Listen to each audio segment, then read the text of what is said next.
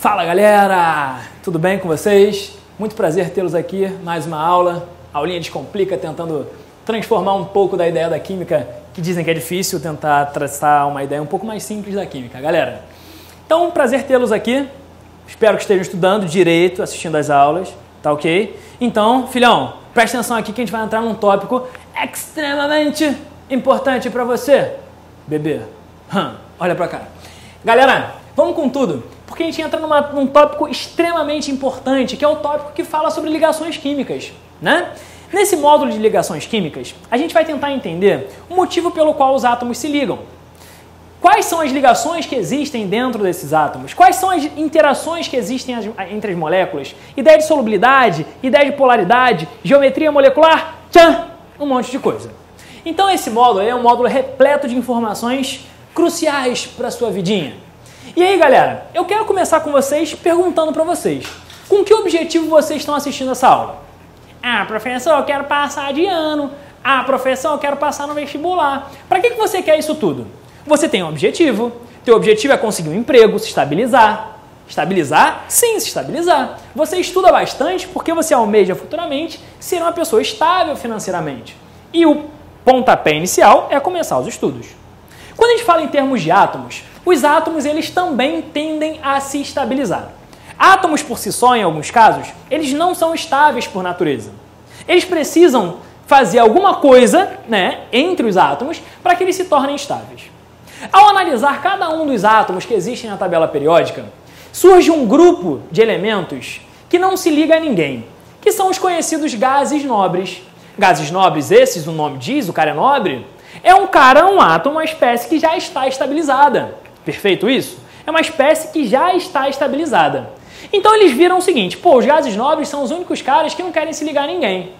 Pô, se eles não querem se ligar a ninguém, o que eles têm de mais diferente dos outros, que os outros sempre tendem a se ligar aos outros para conseguirem se estabilizar? Aí foram analisar justamente a ideia dos elétrons presentes nesses átomos e notaram que os gases nobres eram elementos que apresentavam, todos eles, com exceção de um, exatamente 8 elétrons na última camada. E aí eles perceberam que os átomos que circundavam esses gases nobres, os outros átomos que não eram nobres, eles quando se ligavam a alguém, eles tendiam também a chegar a ter 8 elétrons na última camada. Ou seja, qual era o objetivo de todo átomo? Ter a configuração eletrônica de um gás nobre. Ah, então um átomo vai tentar se ligar a outro com o objetivo de tentar se estabilizar, tentar ter esse negócio que a gente chama de 8 elétrons na última camada. Eis que surge a primeira teoria importante dentro de ligações químicas. A teoria chamada de teoria do octeto, ou regra do octeto. Nessa teoria do octeto, a gente diz que um átomo ele vai se estabilizar quando ele adquirir 8 elétrons na camada de valência. Quando ele adquirir 8 elétrons na última camada. Com exceção de dois elementos, que é o hidrogênio, que se estabiliza com 2 elétrons, e o hélio, que se estabiliza também com 2 elétrons. Todos os outros elementos vão tentar se estabilizar com 8 elétrons. Hoje a gente sabe que existem um pouco mais de elementos que fogem à regra do octeto. Só que não vai ser o foco para a gente nesse momento. Futuramente a gente fala um pouco sobre esses elementos que fogem um pouco à regra do octeto. Tá ok? A princípio a gente vai partir do pressuposto que todos os átomos querem atingir o octeto, com exceção do hidrogênio que é T2 e o hélio que já tem 2. Perfeito? Então galera, essa daí é a primeira ideia importante, regra ou teoria do octeto.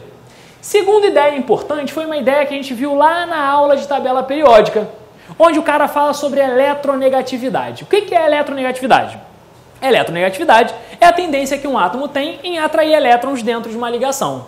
Quanto maior é a sua eletronegatividade, maior vai ser a sua tendência de atrair elétrons. E aí, lá na aula de tabelinha periódica, você aprendeu que a eletronegatividade na tabela periódica crescia para cima e para a direita, sem contar com os gases nobres. Beleza? Então, a eletronegatividade crescia para cima e para a direita, sem contar com os gases nobres. Conclusão que a gente tira. Os elementos que estão localizados nesse campo da tabela periódica são chamados de ametais, ou seja, são os elementos da tabela periódica que apresentam as maiores eletronegatividades. Já os elementos localizados nessa parte da tabela periódica são os metais, elementos que apresentam uma eletronegatividade mais baixa, um pouco menor do que os nossos metais. Então a gente já sabe o que é a teoria do octeto, que é o que faz os átomos se estabilizarem, e já sabe que existe uma tendência dos átomos em atrair ou não os elétrons, beleza? Então vamos dar sequência. Quando a gente pensa em ligação química, a gente pensa em 3 ligações específicas. Ligação iônica, ligação covalente e ligação metálica. A gente vai falar exatamente nessa sequência. Iônica, depois covalente e depois metálica.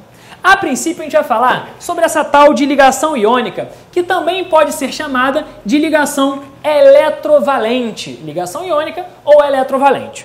Tem alguns detalhes que você precisa analisar para que você consiga justamente identificar uma ligação como sendo uma ligação iônica.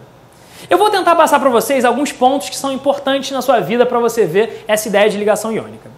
Primeiro ponto é você perceber que quando eu ligo um metal, cara que está localizado aqui, e um ametal, isso diz que essa ligação é para a gente uma ligação iônica. Então vou repetir. Para que a gente faça, a princípio, uma ligação iônica, eu preciso ligar um metal a um ametal. Ou então ligar um metal ao hidrogênio. Nesse tipo de ligação, eu estou ligando um metal, que é um cara que tem uma eletronegatividade baixa, a um ametal, um cara que tem uma eletronegatividade alta. Eu estou ligando alguém que quer dar com alguém que quer receber. Olha aí a lei da vida, é alguém que quer dar, alguém que quer receber. Quando eu ligo esses dois caras, o cara fala assim, eu quero ganhar, o cara fala assim, eu quero perder, então olha só que coisa rica. Eu estou ligando 2 átomos, onde um quer perder e o outro quer ganhar. Quando eu ligo um metal a um ametal, existe uma tendência do elétron do metal ser transferido para o nosso ametal. Vem aí uma nova ideia. Na ligação iônica, os elétrons são transferidos. Eles, de fato, saem de uma espécie e vão para outra espécie. Você aprendeu que quando um átomo perde elétron, ele assume a carga positiva. E quando um átomo ganha elétron, ele assume a carga negativa. Logo, o metal assume carga positiva, o ametal assume carga negativa. Ligação iônica, ligação entre íons. Olha aí, íon positivo cátion, íon negativo ânion. Quando eu ligo esses dois caras, os elétrons são transferidos. Em termos mais quantitativos, qual é o grande lance aqui? Cada elemento apresenta uma determinada eletronegatividade. Se eles apresentam uma determinada eletronegatividade, pode ser que a gente meça essa ligação justamente pela diferença de eletronegatividade entre os átomos. Quando a gente fala de eletronegatividade, a diferença de eletronegatividade para ser considerada uma ligação iônica, ela precisa ser maior ou igual a 1,7. Beleza? Então a gente vai fazer a diferença de eletronegatividade. Se for maior ou igual a 1,7, a gente tem aí uma ligação chamada de ligação iônica ou eletrovalente. Beleza?